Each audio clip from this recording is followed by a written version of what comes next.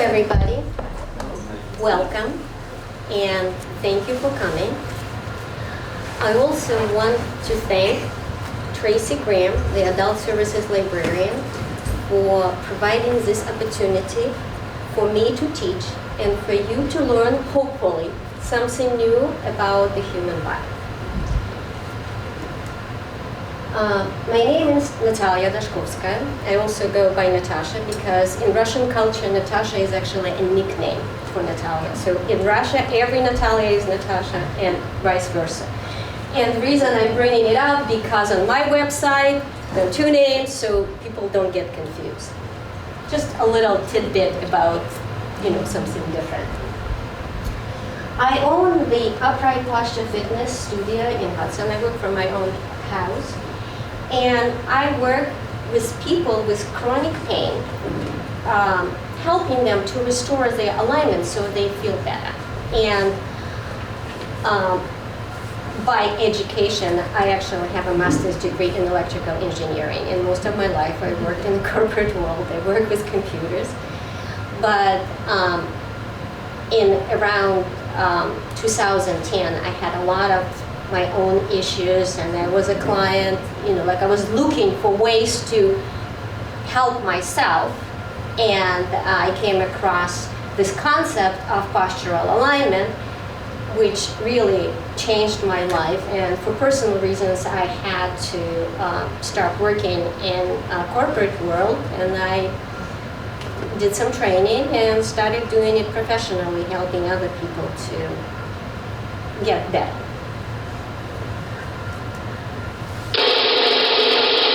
A little bit loud.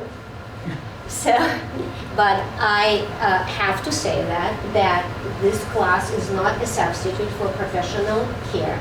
I'm not a doctor, chiropractor. I'm not in the medical field, so I cannot diagnose or treat you. But this presentation is rather a manual of how things work biomechanically in our body. And the main goal of this class is really to show you how the postural alignment affects our feet health, and at the same time, how the feet position affects our whole posture. And you don't really know where the chicken, where the egg starts. It's really very connected. So this is a short outline what we are going to talk today about. Importance of healthy feet, environmental causes of the foot issues, and by environment I mean the footwear, the shoes footwear, right?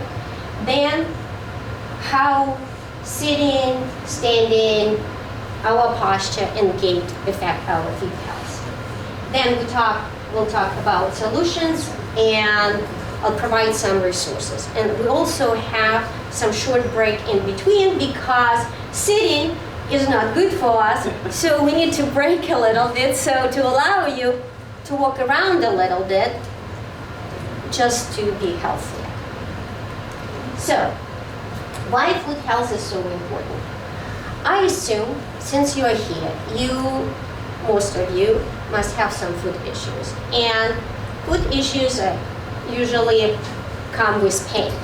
So the short term treating your feet is leaving foot pain free. And why do we need that? We need the ability to move, because movement is life, and it's literally the case. In the long term, the state of your feet is a good indication how mobile you will be in the future. So this ability to walk until you die is extremely important. The ability to have a good balance so you don't fall and you don't break your hip or anything else, extremely important. And also the ability to live on your own. I don't know about you, but personally, I don't want to be living in a wheelchair or in a nursing home. So I want to be functional until I die. So that's why the foot health is really, really very important. Studies show that 1 out of 4 people experience foot pain at some point in their lives. It's a huge number of people. And how did it happen? We were all born with perfect feet. Where did they go? We are going to have just tiny look into the foot anatomy. So I'm not going to test you for this. We just to understand the complexity of the feet anatomy. There are approximately 200 bones in the human body. And 25% of these bones are in our feet, is below the ankle. And there are 33 joints in each foot, with more than 100 muscles, tendons, and ligaments. It's an art piece of bioengineering, our feet. You have to look at it this way. It's an amazing structure. And I also want to bring this attention, I will be talking to it a lot today. There is no arch structure in our foot. And the arches are the shapes that created by muscular contraction in our feet by that plantar fascia, and we'll talk about it a little bit later. So, believe it or not, for the size of a human body, our feet are very small, relatively speaking. And the reasons they are so small and we can function with such small feet is because we have 2 types of muscles in the foot. And they're called extrinsic and intrinsic muscles. And as you can see here, there are 13 extrinsic muscles. So those muscles, they start somewhere on the lower leg and they connect to somewhere in the feet. So basically, most of our low leg muscles are considered our foot muscles. That's why the exercises for low legs are so important and are considered fit exercises, even though you wouldn't think about it. And the extrinsic muscles of the foot, they control our ability to bend our ankle, to point, and to rotate it side to side, inward and inward. Intrinsic foot muscles, this is what regular person thinks of the feet muscle. This is the muscle that contain entirely within the foot. And they consist of several layers of very fibrous, very tough plantar fascia. And they are responsible for the arches of the foot, their length and tension, and also they move our toes. That's it for the foot anatomy. Just to bring your attention how complex and ingenious our feet are. So despite how common the foot pain is, we do not realize that we are creating our own injuries by the way we stand, walk, and shoes we wear. In other words, the environment we live in deforms our feet. And I mean the modern world, the Western world environment we live in. People who still walk barefoot, they do not have these issues. And I am sure most of you saw and heard of these African runners who run the marathons barefoot on the hard pavement. And their feet are amazing. They're not hurting from it. And when people are saying, oh, but the pavement is very hard, well, I'm sure in Africa, in the desert, the ground is pretty hard too. So they're trained, but they run and walk barefoot from the moment they are born.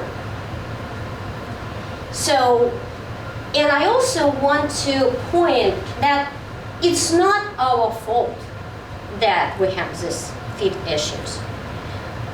We just live in the environment that's not conducive to musculoskeletal health. And I am going to really tell you in detail how it happens.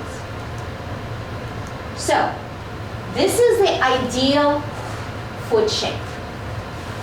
If you can see, on this baby foot, and it's very clear to see that this distance, this width, is the widest part of the foot. And this is how healthy feet should look like. And when I was going through my training, I've seen the pictures from some people, some Indians in Amazon, Brazil, some remote distances, who walk all their lives bare feet. And their feet look like this, the shape. I mean, of course they're adult feet, but the point is that the widest part of the foot is here. And why this is important. There are 3 arches in the foot. Transverse arch in the top of the foot, and lateral arch, and the medial arch. And the analogy would be, imagine a bridge, right? And bridges are made like big arches, right? So if you move these points, these base points on each side, the arch is not sustainable, right? It's going to break. So you have to be like very precise where these foundation points for the bridge are, because when the bridge goes across the river in the arch form, there is no support underneath. It's just really the mathematical, geometrical position of the points on the both sides. The same with our feet. In order for our arches to be working properly, creating this environment for this plantar fascia to be in the right length and tension, the foot needs to be this shape. And if you can see, this is a healthy person foot, where all those, remember, there are 33 joints and all this, bones, huge amount in the foot. And see how they're all nicely aligned. And again, this is the widest point of the foot here, not here, what most people think. So, the problem starts with the commercial shoe design. And the characteristics of the footwear that we all wear is, elevated heel, toe spring, narrow toe box, stiff sole, or in case of flip-flops and clogs, the upper doesn't connect to the foot. So, when I talk about elevated foot, heel, everybody's saying, I don't wear high heels. Wrong. Yes, of course, I do not recommend the torture devices here. But even the sneakers, and I looked at everybody, like everybody walks in, and I look at their sneakers, and they all have this shape. And the heel is whenever your heel is the higher than your toe. So you already have a heel, even though you think you're wearing a flat footwear. And in the industry, shoe industry, it's called the heel drop. It's a just industry term, and sometimes when we buy something on Amazon or whatever, they say 0 drop or 5 millimeters drop. This is what they're talking about. This is the height of the heel elevation in relationship to the front of the shoe. So, why elevated heel is not a good thing? Because it directly affects your standing posture. So, I'm going to demonstrate on myself. You can look at the picture, but you can also look at me right now. I am wearing no heel shoe, right? And so it allows my ankle to be at 90-degree angle. So, and it allows me to stand with a neutral pelvis, which is if I drop a vertical line between the mid-hip and my ankle, just drop the line, it's vertical. So it's not here, it's not there, it's just the 90 degree to the floor. Now, imagine I am getting a heel, even a little bit. See what happens. The moment I raise on my toes, mimicking the heel, in order for me not to fall forward, because I cannot stand like this, what do? I push my pelvis forward. Okay? And the moment I push my pelvis forward, the pelvis goes out of neutral.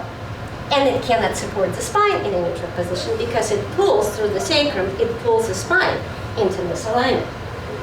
And so, in terms of feet health, whenever I am standing in this orientation, if I drop, again, a vertical line where the weight of my torso falls, instead of falling on my hips, which what is needed for a healthy body and needed for hip health, needed for proper bone density, the weight of the torso falls on the front of the feet that are not meant to carry that weight.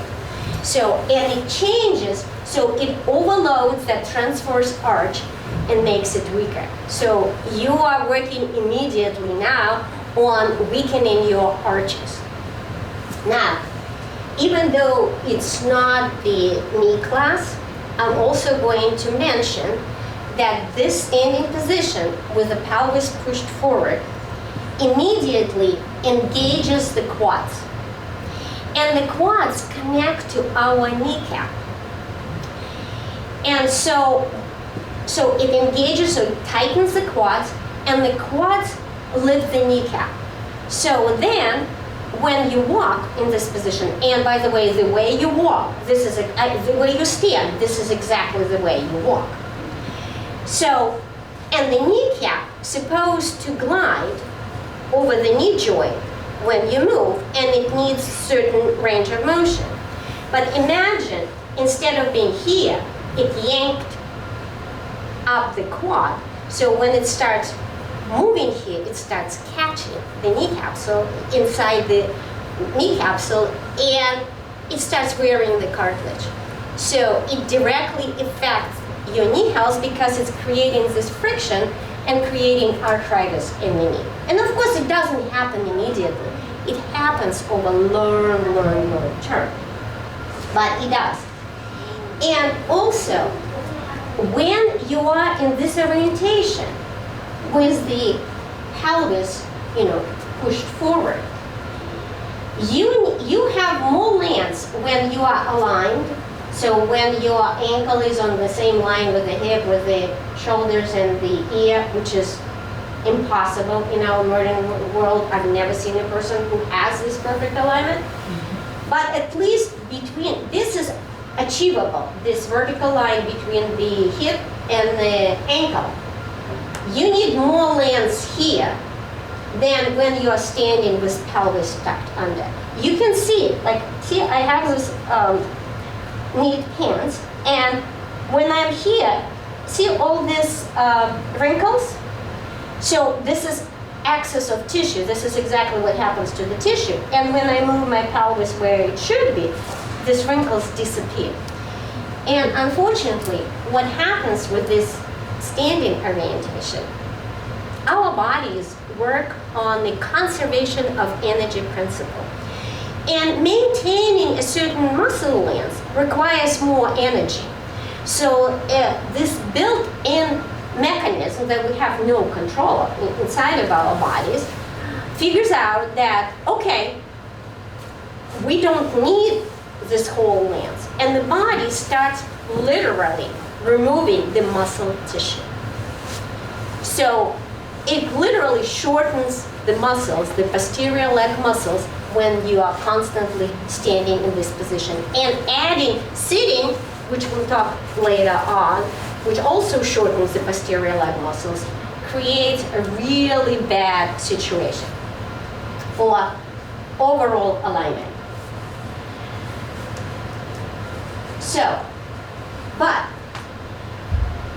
So when you have elevated heels, it also shortens our, so that pelvis forward shortens primarily the hamstrings, but elevated heel shortens primarily the calf muscles. Because again, in this 90-degree angle, you need more calf length than when you are, your toes are slightly pointed at this slope. So you can see just here, you need a shorter muscle here than here. And so over time, calves stay in the constantly shortened state, which over time produces chronically tight calves and tight ankles, which also puts too much strain on the feet and makes it difficult to hold the arches. So, narrow toe box. What is it all about? The only type of healthy commercial footwear, it's those, cloth, cute shoes that made for babies, or sometimes they're from leather. And it's only up to 12, 14 months.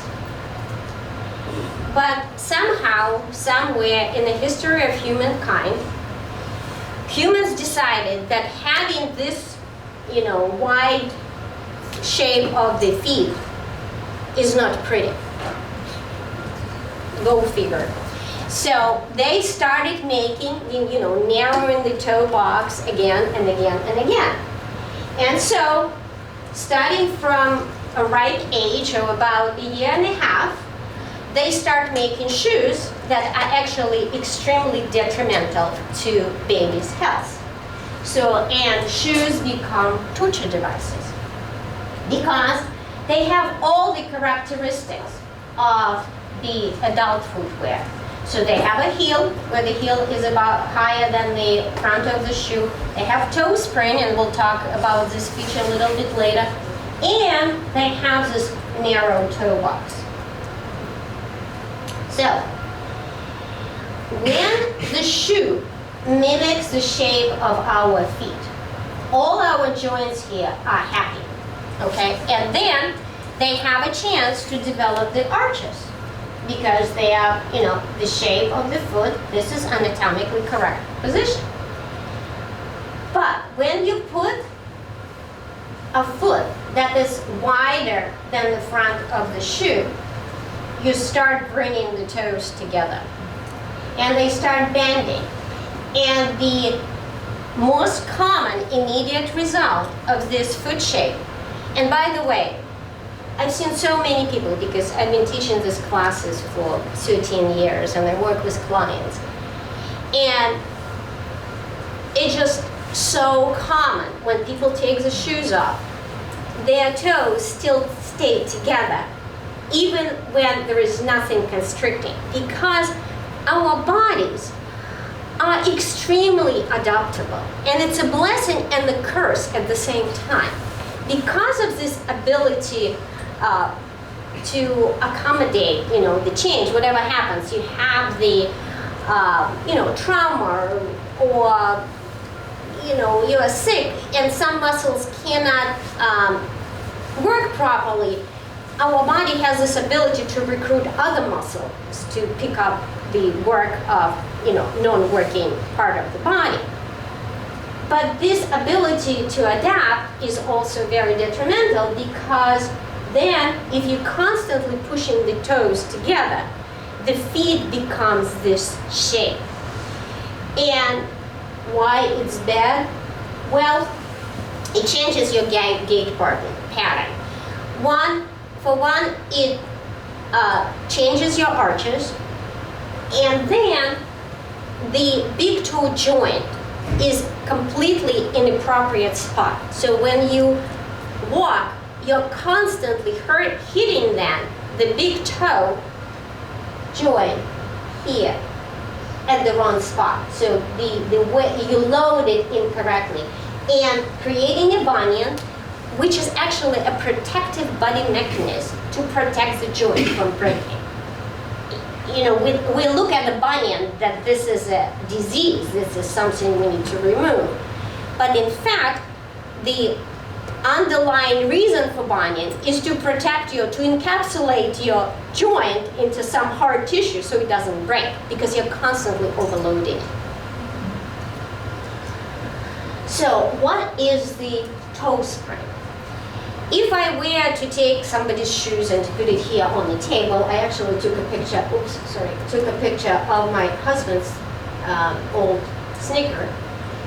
Then if we put it on the line, see how is this curved and lifted front of the shoe.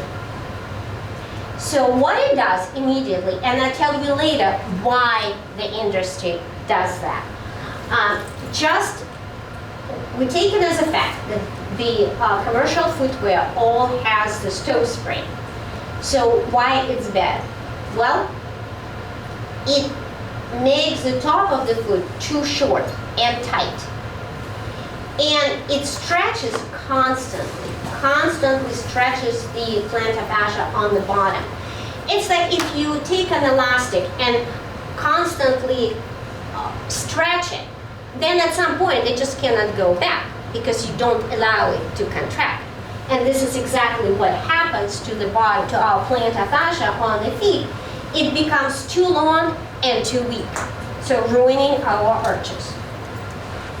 I am going to run a short video, kind of to summarize what we just talked about. And this is demonstrated by Dr. Ray McClanahan. He is a runner, and he is an amazing natural sports podiatrist who is very much into, natural foot health. And he's a very interesting person, and his videos are extremely informative. We're going to see 3 of them today. So I'm kind of supporting it. It's not just from a fitness perspective, but from a doctor's perspective as well, because he is a doctor. And let me see. I'm going to show this on the ground here. So in other words, if you wear a shoe, like most of the shoes out there, and your toes are pinched in, and your heel is up, and your toes are up, your arch is going to pronate more than it would ordinarily, because that's not the position that our foot is built to bear our weight in. If you can find yourself in shoes where your heel, one end of your arch, is flat and level with the other end of your arch, which is your forefoot, most people will not pronate too much from this configuration. Most people will pronate just the right amount to absorb their body weight and the shock, and supinate just the right amount. It's only when we let the toe go over, which is where most shoes, even athletic shoes, hold the toe, that we then end up seeing too much of that pronation. So, another issue one issue with the toe spring in combination with our other features of the shoe is pronation. But another result of having toe spring in the shoes is the pain in your foot. And it's usually diagnosed as something called plantar fasciitis, and some of you may know this term. It's the pain somewhere in this area of the foot. But I'm going to show you another video. I'm just going to kind of summarize here a little bit. In the anatomically correct foot position, when the heel is not elevated and the toes are at the same level with the heel, there is this posterior tibial artery that supplies blood to the bottom of the feet. And so when the foot is anatomically correct shape, the blood flow is not affected. It brings the blood in, the lymph goes out when you move, so all great, the foot is healthy. However, if you leave the toes, it starts restricting. It doesn't cut it off completely, but it starts restricting because the muscles tighten this artery, and so some of the tissues do not get enough blood here. and they start literally dying off. And I'm going to show you this other video where it's explained in more detail.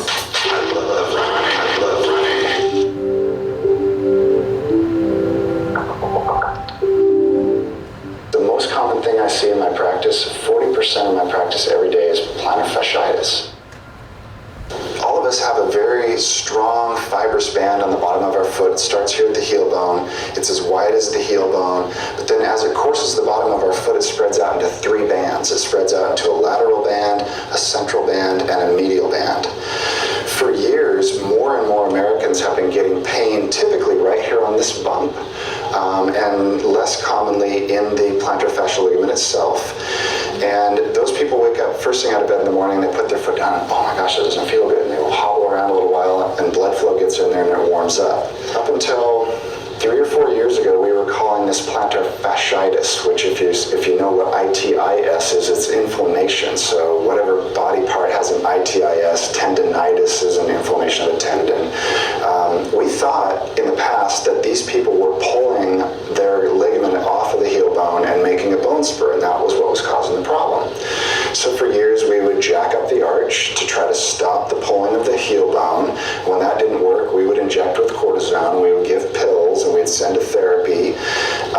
Unfortunately, a lot of that still doesn't work for a lot of people. So a gentleman that I trained under in Philadelphia, Dr. Harvey Lamont, did a study that we've got a copy of on our website and at our clinic, and any of the stuff that we talk about today, if you guys want to look at it, we'll get copies of that to you. But what I like about Dr. Lamont is if there's something that's going on in podiatry that's on the rise and we are not doing a very good job of treating it, his interest is digging a little deeper. What are we missing here? What can we learn more about this condition? So he took 50 of his clients who didn't respond to orthotics and therapy and cortisone and all the things that we do, and he took them to surgery, and he actually released their plantar fascial ligament, which is going on today somewhere here in Portland. If you have chronic plantar issues, there's a lot of surgeons that will just cut the ligament. During the time of cutting the ligament, 50 of his clients, male, female, young, old, heavy, light, he harvested a piece of the plantar fascial ligament. And his idea was, I'm going to look at this under the microscope and I'm going to figure out what kind of inflammation this is. Because Dr. Lamont's a dermatopathologist as well as a podiatrist. So he's got expertise in studying sample types of tissue. There was no inflammation in any of these people. 50 of them had no inflammation. But what all 50 had, we all find kind of remarkable. They all had dead tissue or necrotic tissue. We call this fasciotic tissue, fasciosis. So Dr. Lamont reasoned that all of us should really start thinking differently about how do we treat this problem.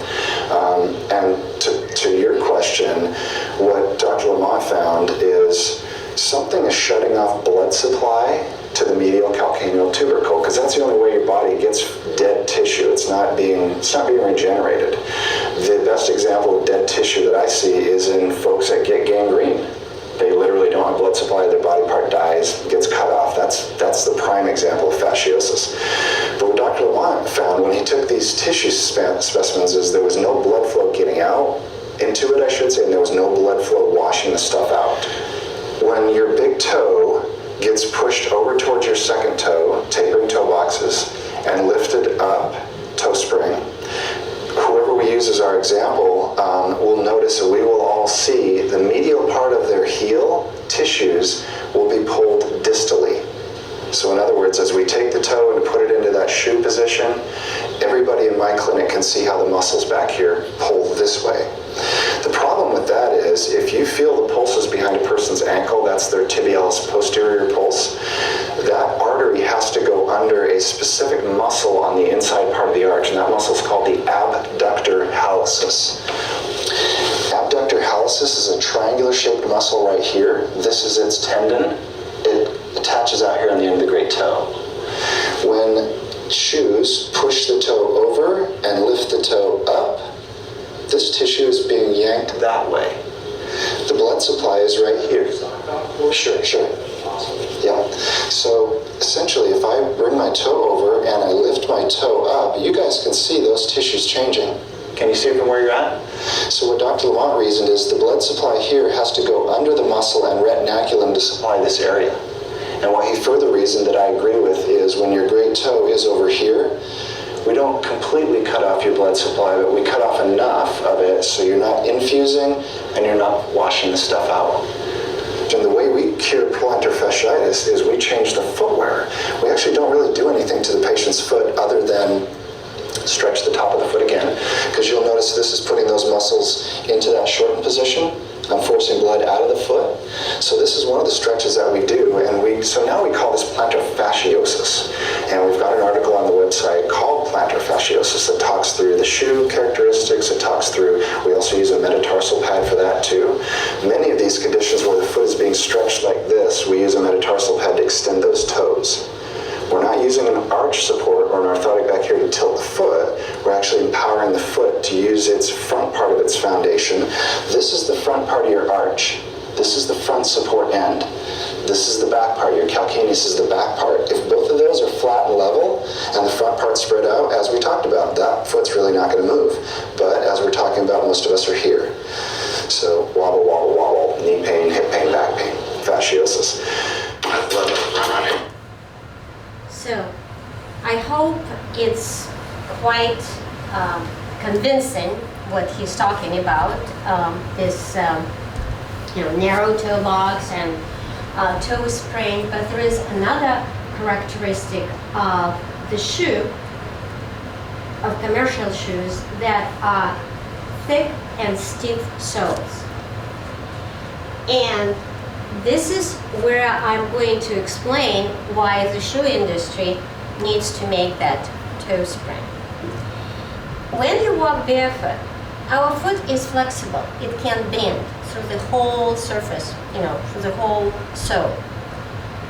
When the sole is very stiff and doesn't bend, which is 99% of the shoes out there,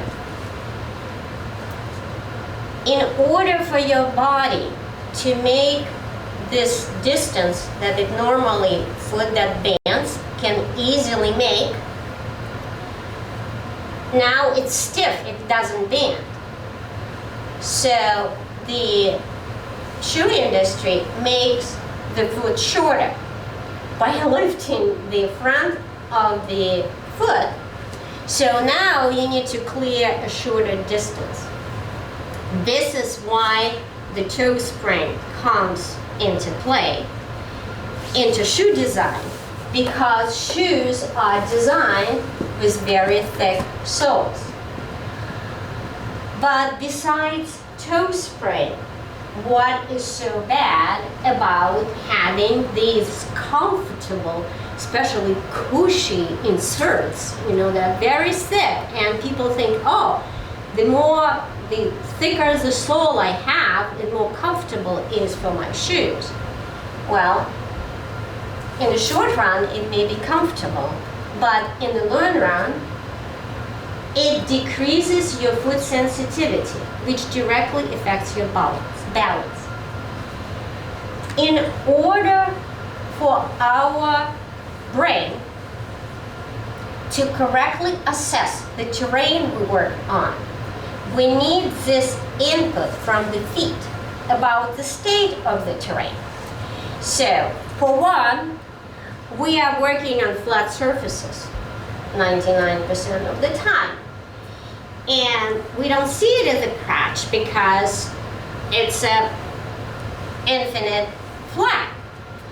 But in reality, when we walk constantly on the flat surfaces, we don't develop this ability of our brain to deal with, a small obstacle.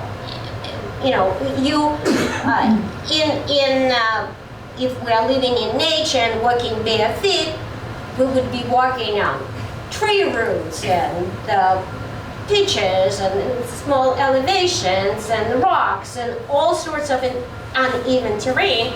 For one, it trains your body to work at very different angles because the foot, moves, the ankle moves differently, the knee moves, the hip. So you develop the ability to handle all this uneven terrain. But also, your brain knows how to deal with it. because you're used to it. And again, it's use it or lose it. And since you not only work on flat surfaces, but you also have a sole that your foot has no connection to the surface.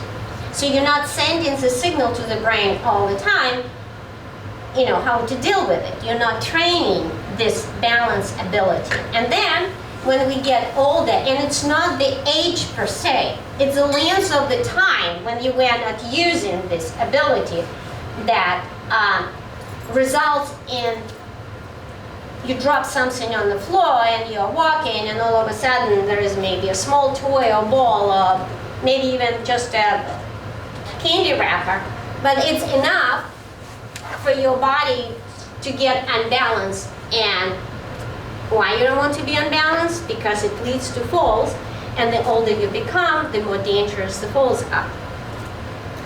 But also, remember, I was talking about this toe spring, you know, to shorten the foot. But as I said, our bodies are extremely smart. You know, this built-in mechanism that we have no control over figures out things very quickly. So, in aligned body, the feet should be pointing straight forward. Then the ankle is in correct configuration. This is what's called aligned ankle. When your feet are turned to the sides, called everted feet, the distance you need to clear actually becomes shorter. So we have a toe spring to shorten the foot, but body also figures out, well, it's still not enough.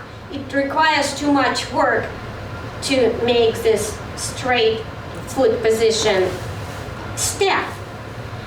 So you start turning your feet outward because this is a shorter distance to clear so you can walk. But that really affects our ankles' health because they are now operating constantly in anatomically incorrect positions. So you load them incorrectly, so they become stiff, and you're putting an extra burden on the ankles.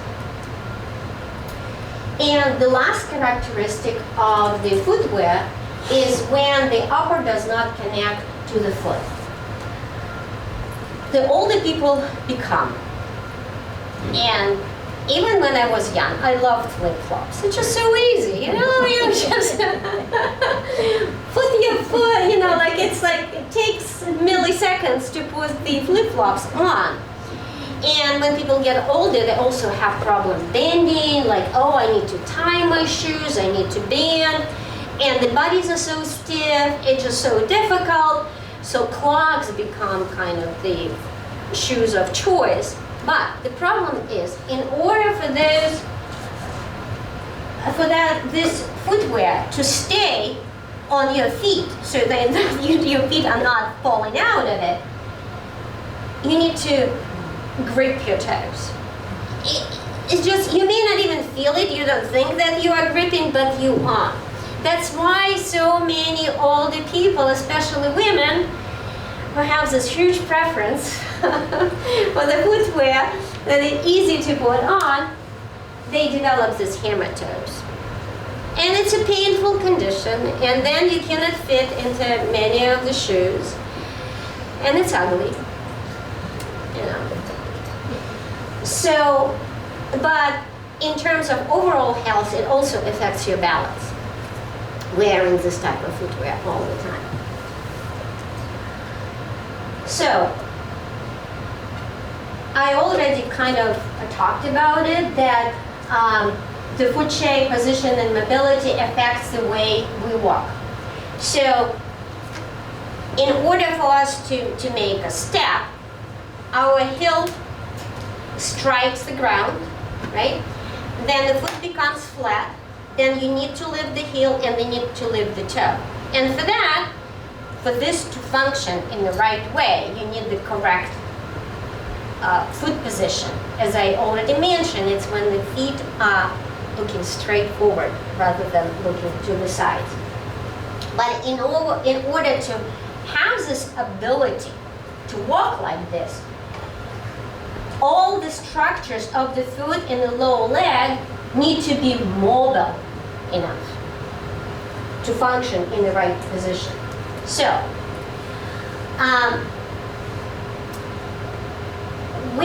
remember I was talking that when we walk with a positive heel, our calf muscles become perpetually shortened. But remember, they are connected through Achilles tendon. They're connected to your foot.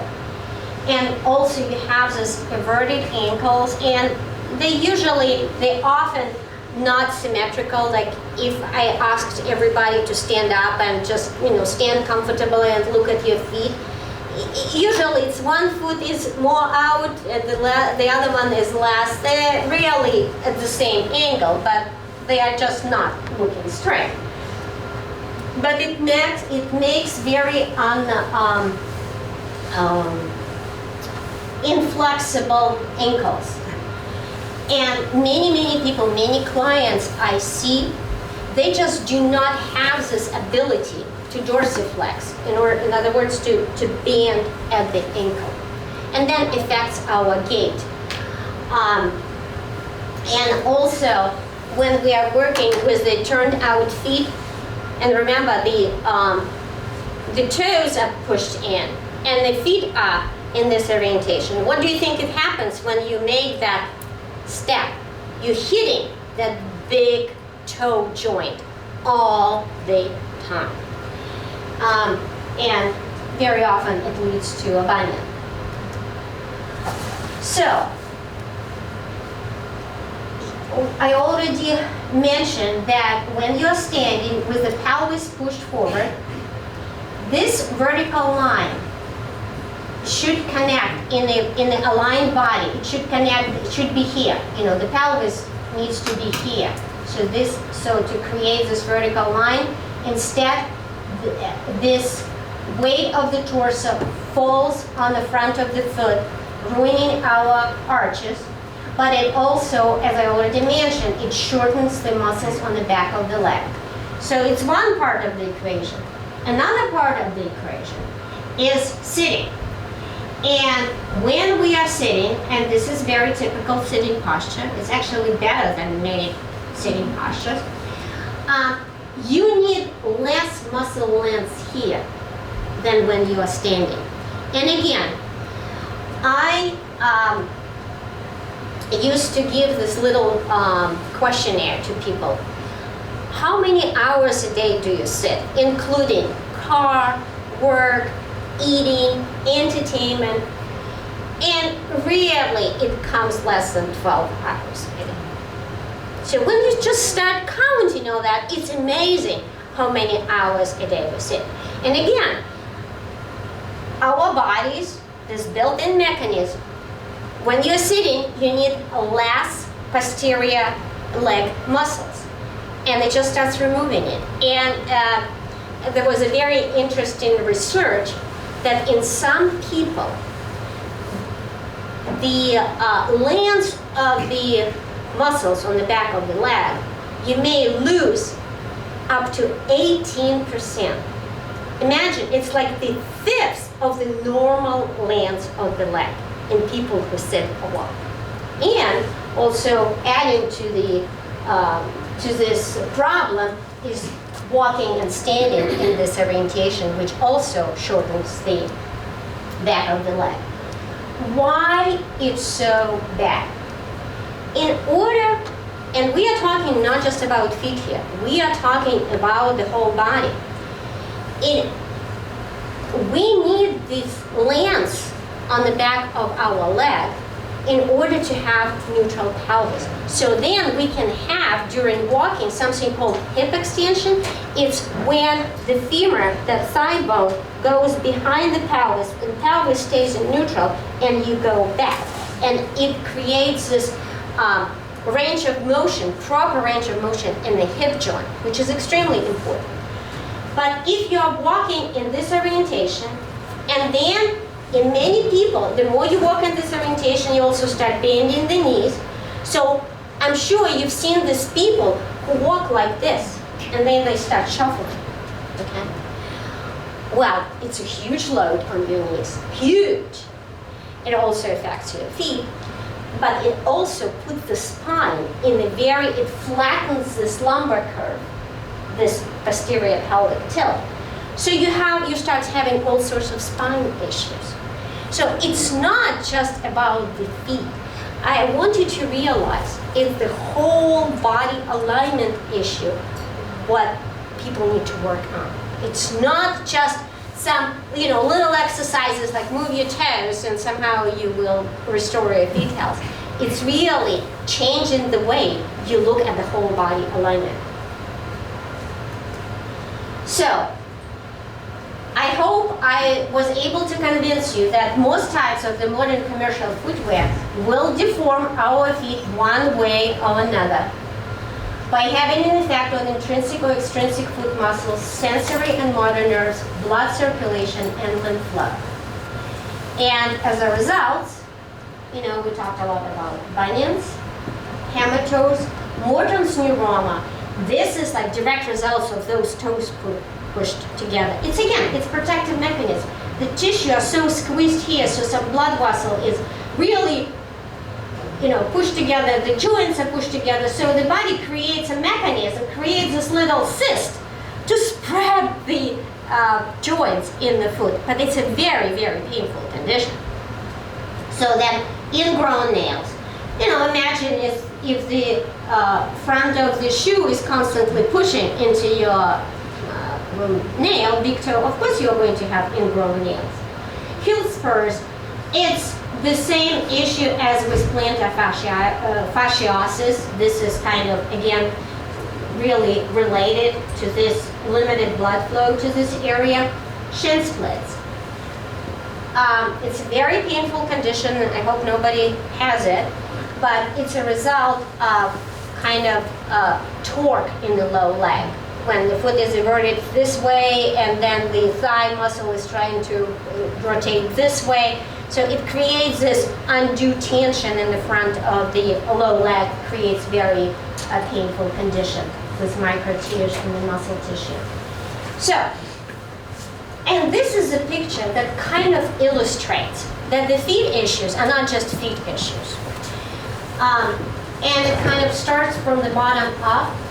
If your feet are pronating, right, so the arches are falling, and it may be more on one foot than another. And of course, we're looking at like kind of the worst case scenario, but it's just a demonstration what it can lead to. So then this kind of side, it's a pure geometry. If this is falling more, then this leg's, portion of the leg seems shorter. So it tilts your pelvis.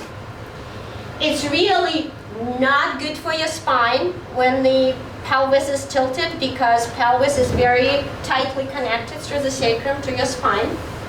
So it pulls it under with it. And when we sit a lot, as we sit in our culture,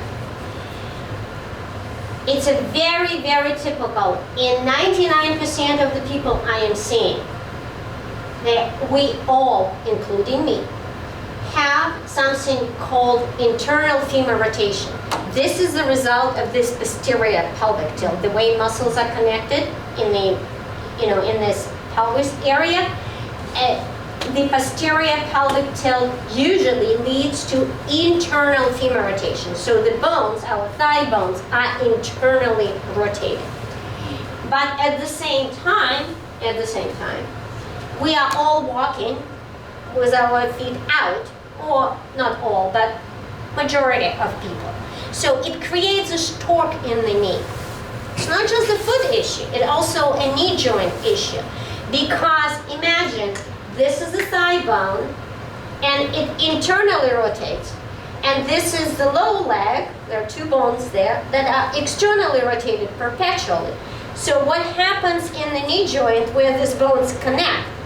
They are connecting at the wrong angle. And so then when you start walking, they start grinding the cartilage faster than the body can restore it.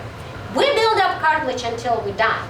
It's just the ability of the body to keep up with the incorrect wear of our joints, of our body parts, That's what leads to this arthritis, because it creates friction, increases the temperature, inflammation, wears off the cartilage. Then it's a very common thing, and I'm not talking that everybody has scoliosis. It's actually a pretty rare condition, but it can be the part of all this misalignment. And very common compensations when the body parts are not working properly. It's all sorts of body rotations. Like I see it all the time when people come, and sometimes it's actually true when the one shoulder is higher than another, then this muscles are shorter than another. But more often, this kind of perception of one shoulder being higher than another is the result of body rotation. Because when you constantly rotating the torso a little bit, then one side seems to be higher than another. And it's a very common compensation when your spine is not properly aligned, or when your pelvis is not in the place. So, and it all kind of starts from the feet. So, major point here. When you have feet issues, it's almost 100% that you have some other musculoskeletal health issues. Because it's just impossible. Having the foot problem means that you are using your feet incorrectly. And then it leads to, through kinetic change, through all the muscles that connect to each other, that you may have low back pain, or knee pain, or hip pain, or shoulder pain. All body parts are corrected. So in order to heal your feet, you really need to work on overall body alignment. So, another point I wanted to bring here, and very few people realize it, that our calf muscles play a huge role in the blood circulation and in our heart health. Because when we use our calf muscles properly, when they're not in shortened place, when you walk off and they kind of stretch and contract, they are pumping the blood from the extremities, from your legs up to the heart. And when the blood pumps, it really helps our heart. And when the blood pumps up, it eliminates toxins through lungs, kidneys, and liver along the way. And it really helps the heart to do its work. So if you sit for a long time or lying down, then the blood and the lymph start accumulating in your calf muscles. And it really creates an issue for your heart, for the whole body circulation. So, and in fitness field, many people know, they even call it like calf's hearts. Like you really need to use your calf muscles.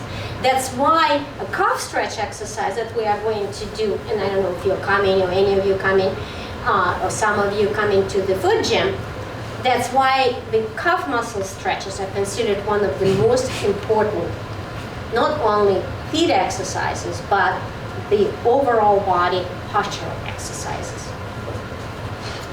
Just as FYI, why moving is so important and why we need to have the full length on the back of our legs, not just from musculoskeletal health perspective, but also from our circulation and cardiovascular health. So, in the beginning of this class, somebody said, oh, I wear like $500 orthotics. So, what about the arch support? And I have to be very careful talking about it because I cannot tell you, remove your orthotics and go barefoot. Because you may sue me for that because it's not the way to do it. It may hurt your feet really badly. However, that said, there is a process where you can do it. And maybe you will never be able to remove orthotics completely. But you have to realize, whenever you put orthotics in, and when you just look at it, from, oh, okay, immediately creates the arch in my foot. I don't have to do anything for it. I don't need to exercise. I don't need to change the way I live. And it helps, it aligns me, it makes better posture and all that. But you have to realize, the longer you wear orthotics, the less your muscles of the feet are working. So basically, it's again, use it or lose it. And in order for those feet muscles to support those arches, they need to be working. They need to be exercising with each step you take. The moment you put orthotics in, those muscles are turned off. And I've seen a couple of women in the last 13 years I've been working, which feet look like a jelly. Like there is no muscle whatsoever. So they cannot move from the bed to the bathroom without wearing orthotics, because it completely ruins the musculature in your feet. So this is on, but again, you cannot just take out the arches and go to cold turkey from the shoes you wore for tens of years and into a barefoot. It's a very bad idea. It's a process. And we'll talk about it a little bit more today and in the foot gym class. So, what are the solutions? Is there any hope, with all this environment we live in that just doesn't support our feet health? So, first of all, I highly recommend to inspect your footwear and remember those characteristics: the raised heel, the narrow toe box, the stiff sole that doesn't bend in the middle, and the major feature that I always recommend to start with, it's not on the slide, like a transitional shoe, I highly recommend. There is this company called Ultra, and they make sneakers with very wide toe box. They make the toe box exactly the correct shape of the foot, where the distance of the forefoot between the toes is the widest, not a little lower. And they still have some elevated heel, they still have some arch support. So it's not like moving from what you're wearing to these shoes in one step. So you start first with just trying to spread the toes, to start allowing your forefoot to spread and your toes to be in the correct shape. Then, the foot exercise program. I'm going to teach a foot gym in May. I think it's May 14th. I'm not quite sure, but you can look on the library scheduler. And this is where I'm going to give a set of exercises that help to lengthen the back of the leg, to spread the toes, the kind of the first step, how you can start retraining your feet to be more functional and to be able to handle the barefoot footwear. However, you can do it without. I'm going to send to Tracy the list of resources, and specifically Katie Bowman website and blog, and you can start doing some exercises. There's a lot of free resources. It's harder to find, without guidance, but you still can. But you can also do something very small. Get a pair on Amazon, they sell them, this toe alignment socks. See, like when you're watching TV, you don't have to walk on them, but you have some free time. You're doing Facebook, or you're watching TV, or you're reading, whatever is the free time you have, you can put those toe alignment socks, even as little, this toe spacers for pedicure, they're kind of stiff, they're not comfortable, and I don't recommend you walking in them, because I know a case where the person broke the little toe wearing this, tripping. But just for the free time when you are not moving, just put something between your toes to start restoring the shape of the foot. And you may find out that even as little as it is, it's very soft, it feels quite comfortable. But after wearing it, after 15-20 minutes, you may find out that it actually hurts your feet because muscles are working, they're spreading. You are stretching the muscles between the toes. So, but the more you wear them, the more comfortable they become. Then you need to improve your whole body alignment. This is, again, a little difficult to do on your own, but I'm going to send a link.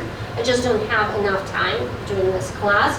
But I'm going to send a link to a YouTube video that Katie Bowman does on the stance.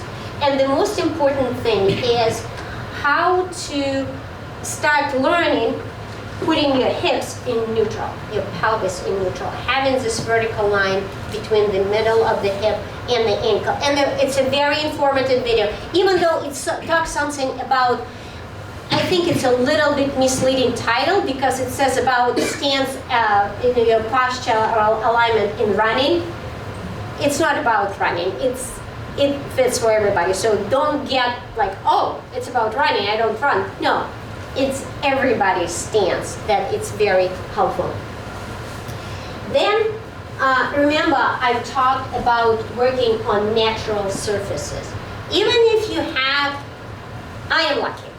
I live right across from the conservation land and woods. So for me to get into woods, it's literally 5 minutes from door to the woods. But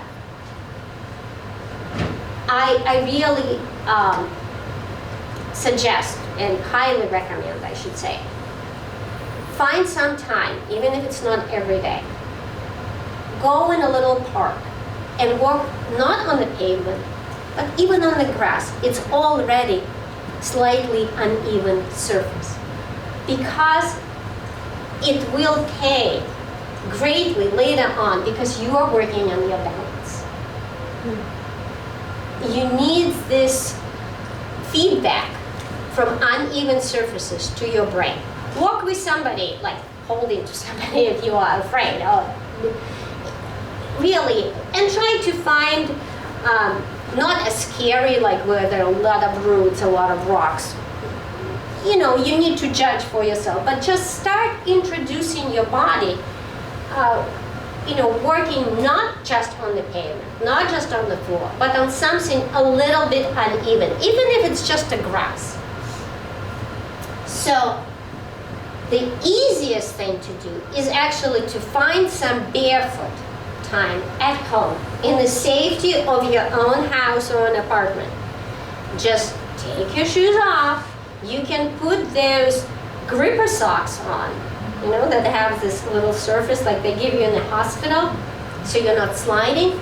But just find some barefoot time so you actually awakening those sleeping muscles of your soul that you're constantly putting into the stiff shoes and they don't move. So, and again, don't overdo it. Just do it a few minutes, like 5 minutes, 10 minutes, a little bit here, a little bit there. Just waking up, bringing the blood flow and lymph flow. You have to realize that we have this huge system in our body. It's a lymph system, but the lymph moves only when muscles contract. And we have about, give or take, 600 postural muscles in the body. And in order for those cells of those muscles to be working properly, to be functioning, so when the toxins are removed, the waste is removed, and the blood flow comes in, they all need to contract. And here, we are wearing those orthotics that don't move our feet. There is no blood circulation and no lymph flow through the feet and through other parts of the body. So you need to move. Your muscles need to be contracted. So giving yourself a little bit of a barefoot time goes a long way. Again, don't overdo it, because you don't want to start walking barefoot for hours, then your feet are cramping, you have all the pain, and they're cursing me and saying, why did you tell me to walk barefoot? It hurts. Yeah, of course it hurts because you're not used to it. And also, there is something very important you need to understand, that restoring the foot health is a process and a lifestyle change. You cannot expect, it's not a physical therapy. You go to a therapist, you know, you broke your foot or a leg or whatever. They give you some exercises, you restore the function and you forget about it. No, you need to realize you need to move. We all need to move. And in order for us to move, we need to have healthy feet. So it goes hand in hand together. But it's a process. Don't expect to be running barefoot marathon ever in your life, okay? So, again, a little video. Wait, oops, sorry. Sometimes it picks up from. If you think about how our foot is positioned in most of the shoes out there, the heel is twice as high as the forefoot, the toes are up in the air, and the toes are pinched together. So naturally, in that configuration, the tendency for the foot is to roll inward or to pronate. What I think having a proper great toe position does, in keeping with having the toes flat and in keeping with having the heel down, is when their great toe is reapproximated, somehow it has a supinatory influence on these joints. Yeah, you can actually, when you moved that out, you can see the space closing laterally all along through the bottom of that. Just naturally put those bones right into the structure they're supposed to have. And I think a lot of it has to do with the fact that the sesamoids are on either side of flexor hallucis longus. So when the great toe is over here, the sesamoids are over in the inner space, and when the great toe is over here, the sesamoids are where they're supposed to be. They've got their own little grooves.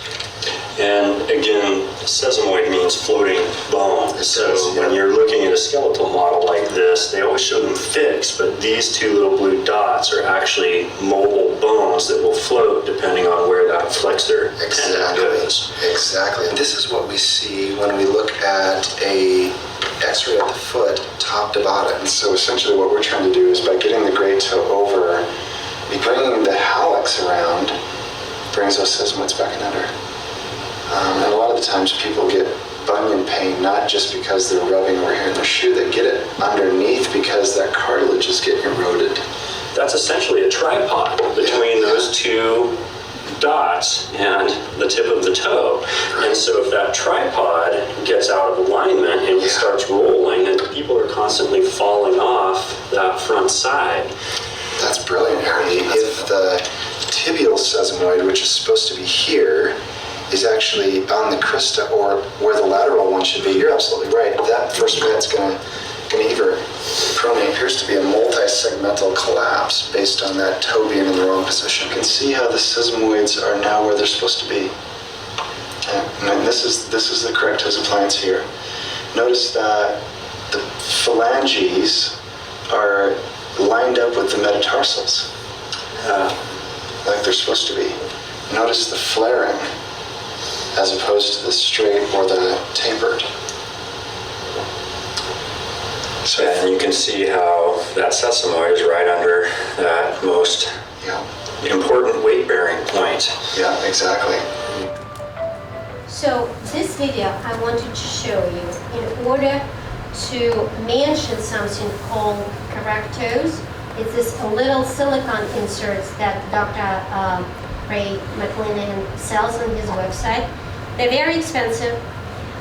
There is now an alternative on Amazon that is less expensive, although they have, Dr. Ray has different sizes, which is very convenient. On Amazon, they seem to come in just one size, which doesn't work for everybody, but it's much, much less expensive. And for some people, it works great. But I am not saying that everybody should get it, but I do find it extremely helpful in restoring that foot shape, having those silicone inserts. And you know, you need to decide for yourself whether you want to do it or not. How do we know whether the foot shape is bad or good? Okay, well, it's a very simple thing. Like, look at my foot. I'm wearing this called barefoot shoes, right? So this is the widest part of my foot, and this is more narrow than here. So the toes, when you're standing, and we saw it in some video, he has very healthy shoes, feet.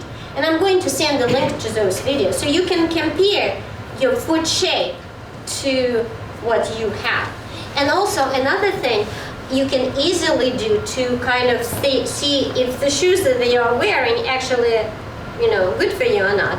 But again, it doesn't work for everybody because so many people feet already adjusted to that foot shape, and the toes are closer together and more narrow than here. So, but just take out the insert and put your foot and kind of put the weight, and you may see that your toe is actually wider than that insert. So you know that you are squishing your feet. Or you can put that insert out, and you see that your foot kind of shapes with this narrow toe box. You know that they are narrow, okay? Yeah. Resources. So I'm going to talk to Tracy about it. I highly recommend reading this Katie Bowman books. Even though it says Every Woman's Guide to Foot Pain Relief, it actually applies to anybody, men or women. It's not really for women, okay? And it's one of her first books. She has a totally amazing sense of humor. It's very easy read, even though there's a lot of science and a lot of things that I talk about today. But she has this great sense of humor. It's easy to read. It's not a thick book. Maybe they can get it in the library. I don't know.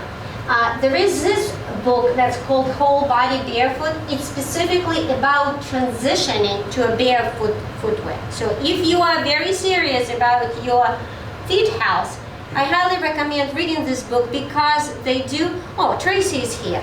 I was just talking about the books I highly recommend, and I was wondering if the library can get those books. I can send you the list.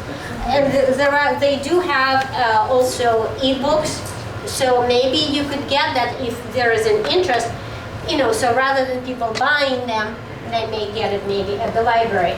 And her latest book, it's called Rethink Your Position. This book is amazing because it's really about the whole body alignment. They all have great exercises. So I highly recommend you getting, and this is kind of a resource if you don't want to come to a class, but you still want to kind of start an exercise program.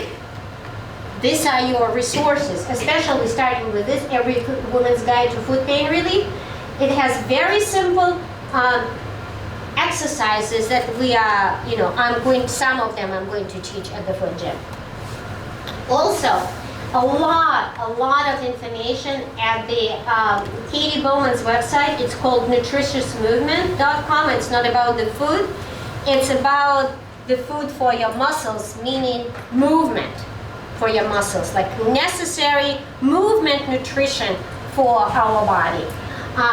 Tons of resources, great information. And for the, again, for the exercises that a little half dome, foam half roller, I recommend to each of my clients. It's a very inexpensive but very useful little tool to use for calf stretch, for improving the pelvic position, used in many exercises. And there is also something I kind of started talking about. I'm going to email to Tracy all the resources. It's a pretty long email. It will have this 4-factor footwear evaluation, so you can see which are the best shoes, which are not too bad, and which are really hard on your body. And I always kind of recommend starting with the wide toe box, and I already mentioned Ultra is a really good transition footwear. This is it. Thank you very much for coming. I hope you didn't fall asleep.